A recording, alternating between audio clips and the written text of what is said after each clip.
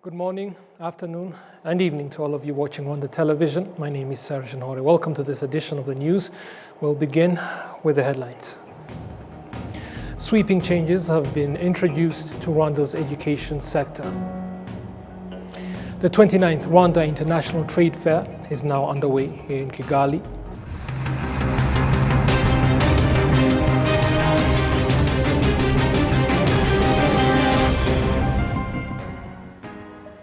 Now straight to the details. Thank you again for taking the time to join us. The Ministry of Education has announced that it will increase by 65% the funding it provides to support schools, while parents will also increase their contributions to help schools operate more effectively. These are among the changes that Minister Joseph Nsengimana said will characterize the 2026-2027 academic year during an interview with RBA on Saturday. For the past 5 years, students in primary and secondary schools across Rwanda have been receiving lunch at school. The program has yielded positive results and has been made possible through the partnership between the government and parents. The Ministry of Education has announced that, starting with the next academic year, both governments and parents' contributions will increase to further improve operations of schools. The Ministry of Education has also said that teachers, that is, students enrolled in teacher training colleges or TTCs, will graduate with a bachelor's degree after 5 years of study instead of 3. In the years that follow, they will also graduate with a master's degree. The Ministry of Education said that the changes to parents' contributions will take effect beginning with the second term of the next academic year, which starts in January 2027. That is the second term. It also reiterated that all of these reforms are being implemented to help Rwanda achieve its Vision 2050 goal of building a knowledge-based economy. Now, parents have welcomed the changes announced by the Ministry of Education aimed at strengthening discipline and improving student conduct. The Minister of Education, Joseph Nsengimana, criticized the misconduct that has recently been observed among some students, saying that measures have been put in place to address it. The behavior of some young people has become a growing concern for parents, particularly when it involves students who are generally expected to demonstrate exemplary discipline and good manners. Some parents attribute the problem of what they describe as insufficient discipline at home, which they say has allowed children to become increasingly unruly.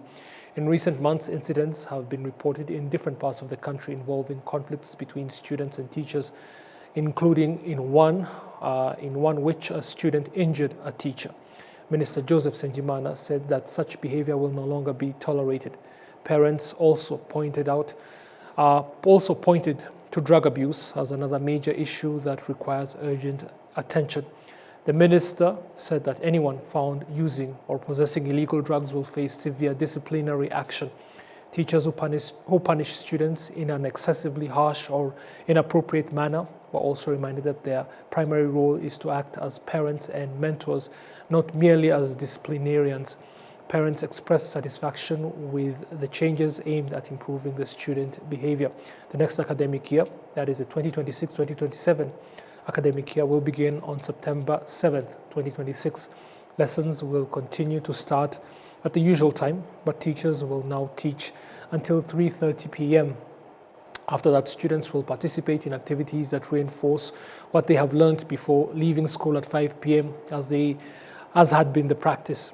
This schedule will apply from Monday to Thursday. On Fridays, however, students will leave school at 3:30 p.m. so that teachers can devote their remaining time to professional activities intended to improve the quality of their work.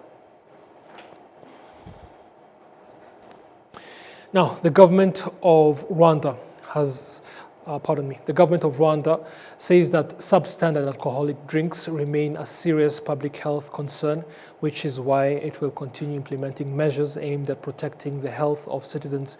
This was stated by the deputy government spokesperson, Jean-Maurice Wera, in an interview with RBA following the decision by the Rwanda FDA to suspend and revoke all permits for importing ethanol alcohol. Enola Gladys with the details.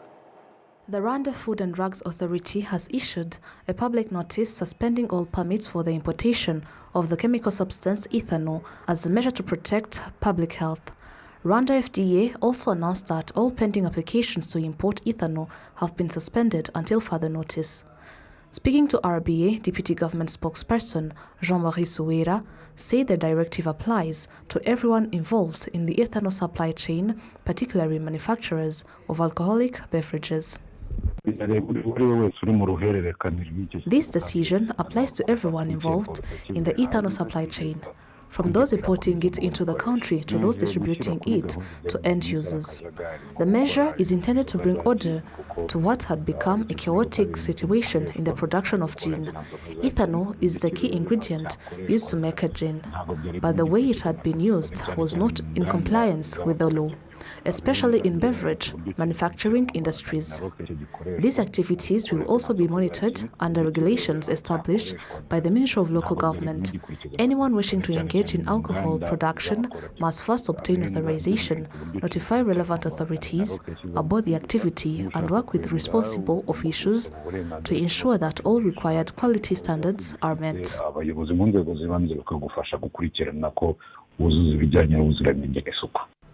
Residents of Rwamagana district say they are aware of the dangers posed by alcoholic drinks of unknown origin or production methods. They believe the decision to suspend and revoke all ethanol import permits will help improve public health. One of the major benefits is that illnesses frequently caused by these drinks, including blindness and other internal health complications, will be reduced. People will be able to enjoy healthier lives. Deputy Government Spokesperson Jean-Marie Suwera said the decision to halt ethanol imports is primarily intended to safeguard the health of the population. Our appeal to every citizen is to understand that substandard alcoholic drinks are a matter of serious concern for the government. All the measures being taken are aimed at protecting citizens from consuming unsafe products, which often result in serious health problems and place an additional burden on the government through increased healthcare costs. This is an ongoing effort, and any other issues that emerge will also be addressed with appropriate measures.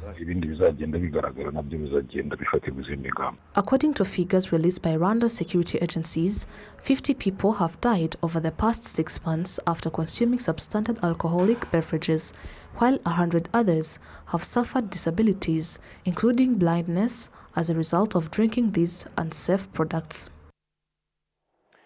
The Minister of Local Government, Dominique Habimana, has called on Rwandans to stop consuming illicit alcohol beverages, that is alcoholic beverages, and urged those who drink legally approved alcohol to do so responsibly and avoid intoxication. He delivered the message at the Iwawa Rehabilitation Center, that's in Rutsiro District, during the launch of a campaign against illicit alcohol and other drugs. The campaign, which brings together several government institutions, aims to prevent the production and consumption of substandard alcoholic beverages, as well as the use of illicit drugs. The Iwawa Rehabilitation Center currently houses both young people and adults undergoing rehabilitation after being apprehended for acts that disrupted public order and security. During the campaign, former rehabilitation beneficiaries from various rehabilitation centers across Rwanda encouraged those who still undergo rehabilitation by demonstrating that it is possible to change one's life and break free from illicit alcohol and drug abuse. Using statistical data, Minister Dominique Habimana showed that a large proportion of people admitted to rehabilitation centers end up there because of problems related to excessive alcohol consumption. He urged all Rwandans to avoid alcohol addiction. As part of the campaign against illicit alcohol and drug abuse, 2,001 trainees who had completed rehabilitation and vocational training at the Iwawa Rehabilitation Center graduated and returned to their families. While touring projects carried out by the trainees, the Inspector General of the Rwanda National Police, CG Felix Namuhoranye, promised employment within police institutions to trainees specializing in agriculture after being impressed by the kitchen gardens they had established. Now, a new report by the United Nations Economic Commission for Africa has ranked Rwanda among the countries that have recorded strong economic growth in the East African region. Economic analysts support the assessment, saying Rwanda is well positioned to maintain its economic resilience despite ongoing global economic shocks, largely driven by armed conflicts around the world. The report, which assesses the economic and social conditions of countries in East Africa, states that Rwanda's economic growth has been driven by sound economic management, investment in key sectors, and reforms aimed at promoting long-term economic development. Among the factors cited for Rwanda's strong performance is the country's gross domestic product, which grew by 10% in the first quarter of this year of 2026, following an 11.2% growth rate recorded in the fourth quarter of 2025. UNECA attributes this growth to increased activity in the construction, trade, ICT, services, and manufacturing sectors. Industrialists confirm that the manufacturing sector has continued to expand compared with previous years. Economic analyst Jean Bosco Kalisa believes Rwanda's strong economic performance has also been supported by increases in the national budget and the effective management of public spending. He also believes Rwanda's economy will remain resilient even if current global economic challenges are not resolved in the near future. Prime Minister Dr. Justin Nsengiyumva recently outlined the measures Rwanda has adopted to mitigate the impact of global economic disruptions. Regarding public finances, UNECA emphasized that Rwanda continues to manage its public debt prudently, noting that nearly 90% of its debt consists of concessional loans with favorable repayment terms. The report also shows that the tourism sector contributed as much as 1 trillion Rwandan francs to Rwanda's economy in 2024, representing 9.8% of the country's GDP, and supported more than 400,000 jobs in 2025. Now, the Ministry of Trade and Industry officially launched the 29th International Trade Fair on Saturday. The Minister of Trade and Industry, Antoine-Marie Kajangwe, said that growing numbers of Rwandans are attending the exhibition and which is contributing to the country's development. The 29th edition of the International Trade Fair has brought together exhibitors from Rwanda and other countries. For Rwanda's youth, the exhibition provides a platform to showcase their ideas and innovations, access new markets, and expand their businesses. The chairperson of the Rwanda Private Sector Federation commended the continued progress made by Rwandan industries in meeting market demand. After the tour done, we can congratulate local exhibitors for the progress so far made and their effort on improving the quality of both their products and the packaging for their competitiveness at national and international level. We thank Minicom, RDB, and other government entities and non-government organizations for your support to SMEs and allow their participation in the International Trade Fair. It is a good opportunity for them to learn from local and international exhibitors.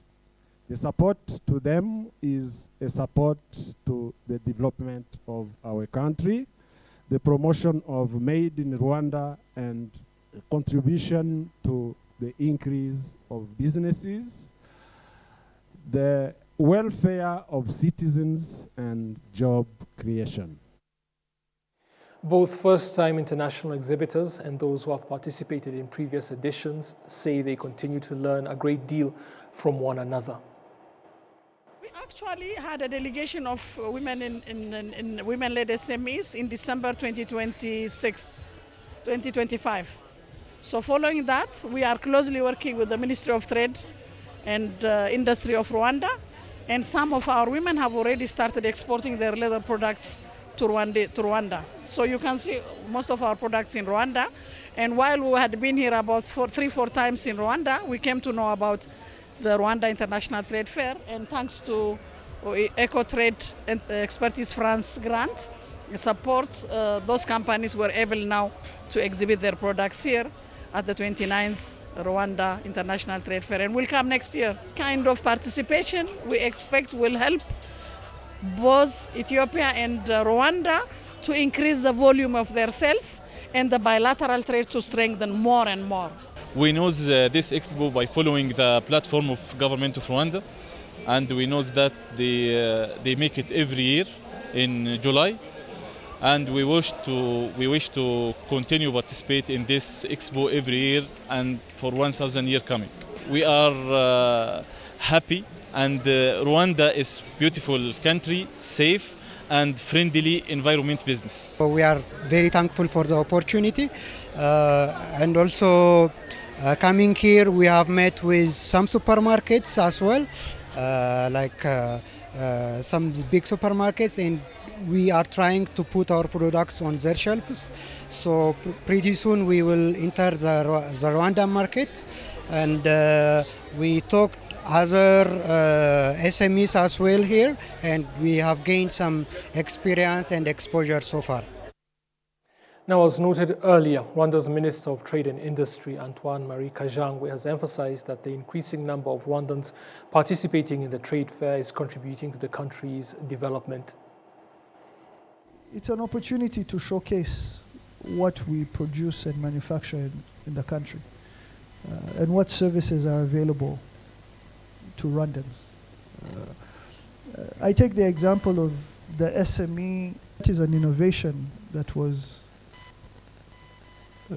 conceptualized in Rwanda, in University of Rwanda, by students that have studied in Rwanda.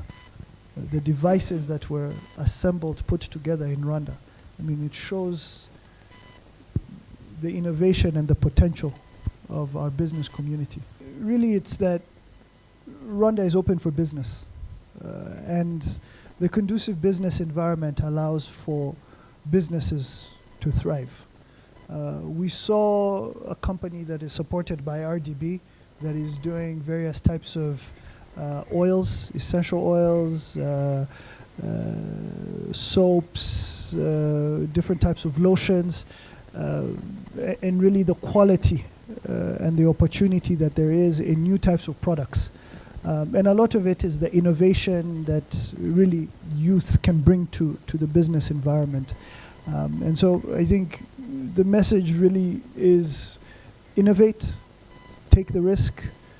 There's a lot of opportunities availed to the youth through various government programs, whether that is export competitiveness and support through RDB, Zamukira Ubuziranenge through RSB. There's various financial support programs, Export Credit Guarantee Fund through BRD, and many others that are being set up.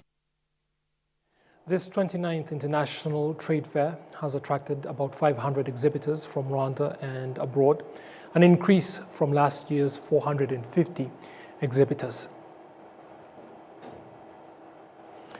Now, sad news. On Saturday afternoon, a road accident involving two vehicles occurred in Kanyinya sector along the Kigali-Musanze highway.